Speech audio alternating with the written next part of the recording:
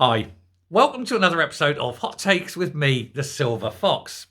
Now, Stephen Flynn, or Beryl as we like to call him, was on TV this morning. He was there to answer questions about SNP policy and himself and the future of the party, that sort of thing. That was the topic of the conversation. Now, he had Laura Kuenssberg, who I think is one of the worst presenters of them all, so obviously biased. But I will give her due because of something that happened, and we'll go into it. So she was asking him all these questions, of course, and of course he didn't want to answer them. Not so much didn't want to, but daren't, I think. He daren't face the truth because he was asked all sorts of things about the direction, about policies, about how the party was doing, about finances. And he just basically refused to answer questions about anything, which of course is hardly surprising. She pressed him 3 times about the IFS report. Now, this IFS is really the heart of the problem for the SNP. Of late, recently, they have been using the facts in this IFS report to show how badly the Tories have done and how much cuts they'd have to make to carry on to do this and blah, blah, blah. And they've used that. They've used the same IFS report to attack Labour, to show how Labour would have to increase taxes, cut spending, and blah, blah, blah. And so they've used this IFS report. So obviously this IFS report is, for the SNP, veritable truth when it suits them. However, he, Flynn, in front of the camera, was asked, not once, not twice, 3 times about the IFS report and the section where it says that under an independent Scotland run by the SNP, taxes would have to rise, and the words they used were very significantly. And it would also mean cuts.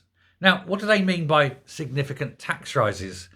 Well, they were proposing that in order to run an independent Scotland, and just to keep services as they are, but then they'd also have to maintain everything that would be currently maintained out through Westminster, do all the sort of things that they would do because of being part of the United Kingdom. So central bank, international credit ratings agency, stock markets, that sort of thing, its own diplomatic corps, its own embassies, etc.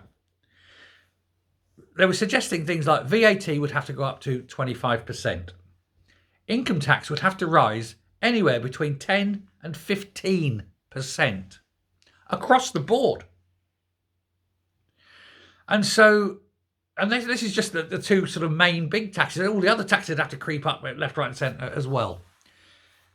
And of course, with their own currency, it would be worthless. This is all within this IFS report.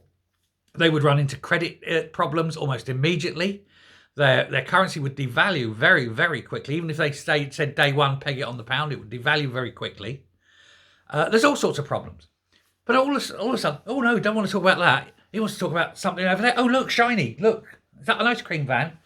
Because he wouldn't talk about it. 3 times she asked him. Not once, not twice, 3 times. And 3 times he changed the subject. He prevaricated. He distracted. He looked away.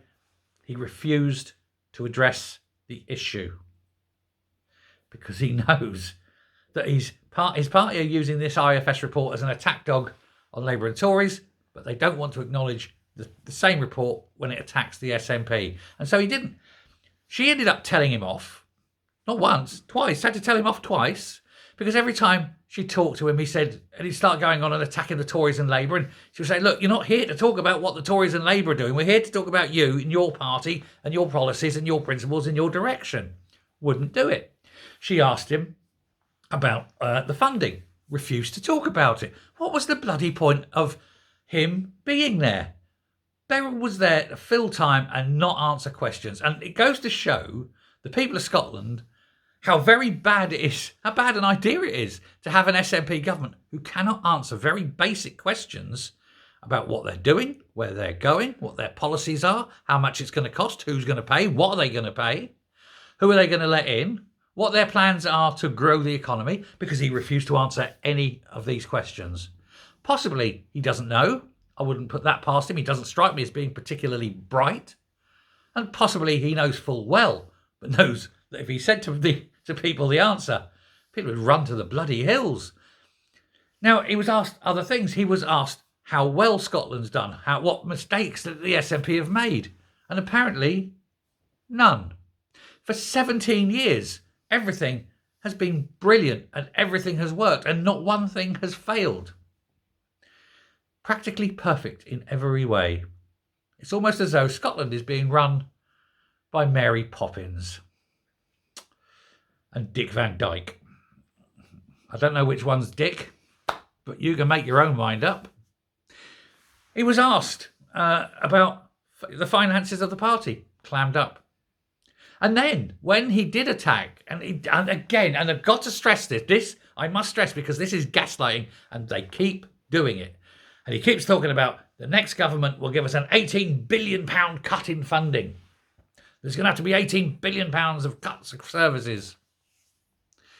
It's bullshit. And I've explained this time and time and time again. This is a narrative. They've sat in a dark room, sat around drinking gin and thinking they're coming up with an idea. And they've come up with this idea that whoever gets in power at Westminster, they're going to blame them for £18 billion worth of cuts. And they're not. Nowhere has any party said there's going to be £18 billion worth of cuts. The IFS report did not say there's going to be £18 billion worth of cuts. No one has mentioned this except the SNP. And why 18 billion? It seems a very specific number. Well, let me tell you why it's 18 billion. It's because over the 17 years that the SNP have been in charge, there's a deficit across those 17 years in funding from what they've spent to what they've had of £18 billion.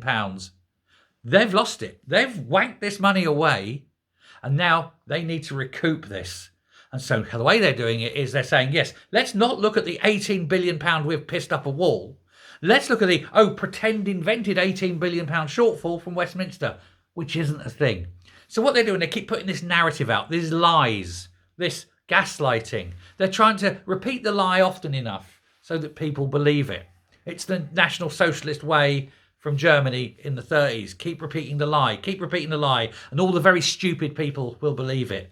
The trouble is, we're not stupid, and we know in advance it's a lie.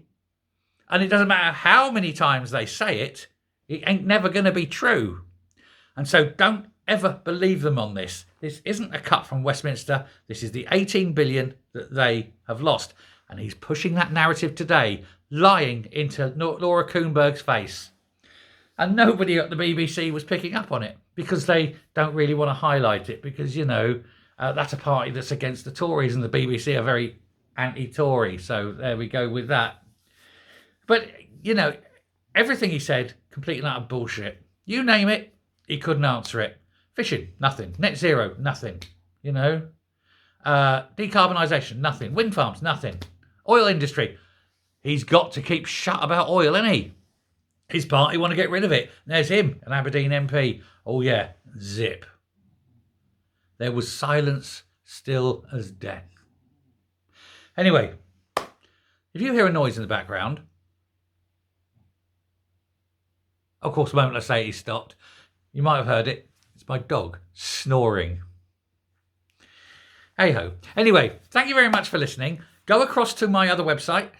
You know it. I'll put the link down in the pinned comments below.